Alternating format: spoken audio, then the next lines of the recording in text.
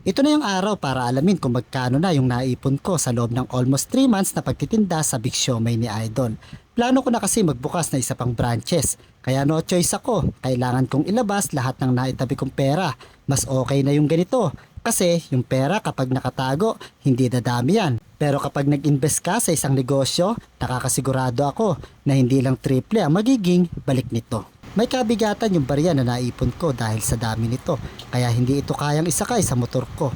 Buti na lang napadaan ang isang tropa na nagtitinda ng pares, kaya sa kanya ko sinakay yung barya papunta sa kabilang bahay dahil doon ko planong bilangin yung barya, katuwang ang pamilya ko. Mga idol, nakikita nyo itong mga barya na naipon ko. Ito yung kinita ko sa pagtitinda sa Big Siomai ni Idol sa loob ng almost 3 months. Dahil this coming July 10 ay magtatatlong buwan na ang Big Siomai ni Idol. Ngayon, alamin natin kung magkano na yung aking naipon. Unexpected na makakaipon ako ng ganito karami kaya sobrang excited ako sa mga oras na ito. Dahil sa wakas, ito na yung hirap ko na magbubunga ng isang branches ng Big Siomai ni Idol.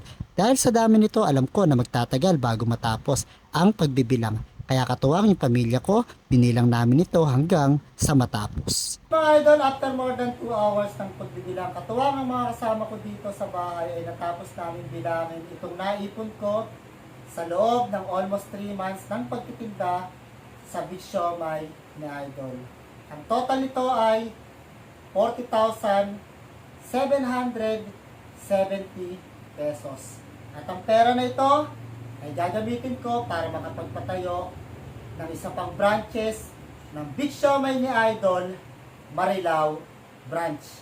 Kaya abangan nyo yan, mga idol. Kinabukasan dinala ko yung barya sa palengke ng May Kawayan para ipabuo kay Boss Totoy. Isa sa mga followers ko na nagtitinda ng frozen product. Isa siya sa mga sumusuporta sa akin, kaya suportahan nyo rin siya, mga idol. 20,000 lang muna yung pinabuo ko dahil ito yung pampabayad ko sa e-bike na bibilhin ko. Bago ko sibilangin yung barya, humanap muna ako ng second hand na e-bike sa online at nakakita naman ako dito rin sa May Kawayan. Pagdating ko sa pwesto ni Boss Totoy, agad niya itong binilang at sa wakas buo na yung barya na naipon ko. Ito na yung 20,000 na pinalit natin dito kay Boss Totoy. Ayan, sobrang supportive niyan.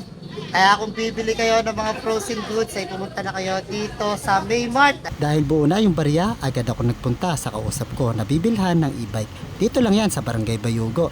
Nagtanong-tanong lang ako at nakita ko rin naman agad ito. Pagdating ko, agad kong tinignan yung e-bike para alamin yung kondisyon nito. At syempre nakipagtawaran na rin ako. Dahil mabait yung owner, nagbigay naman siya ng discount. Ay, thank you po. Salamat po. Let's go. Pupuntahan na natin yung e-bike, mga idol, dahil napili na natin sa kailangan. So, saya. Let's go. So, ayan. Medyo may konting maintenance kaya nais nila yung ating e-bike. Dahil sa nabayaran na natin, iuwi na natin itong e-bike. At sa wakas, meron na akong e-bike na gagamitin sa second branches ng Big Siomai ni Idol. Diniretso ko muna ito sa NWOW para ipa-maintenance. Idol, after natin mabili yung e-bike kay Madam Imelda, ay diniretso na natin siya dito sa may NWOW para ipa-maintenance. Mga idol, ito yung e-bike na nabili natin. Tapos ayan, kita nyo naman, pinapalitan na yung kanyang gulong kasi medyo pudpud na nung nabili natin.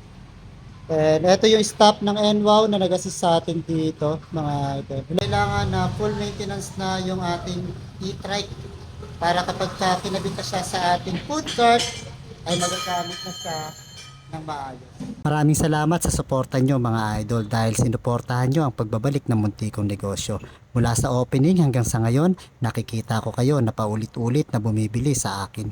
Sobrang hirap magsimula ulit kasi galing na ako sa pagkalugi nung pandemic. Dahil sa nandyan kayo ay magpapatuloy ako sa aking nasimulan hanggang sa maibalik yung 4 na branches na nawala sa akin noon.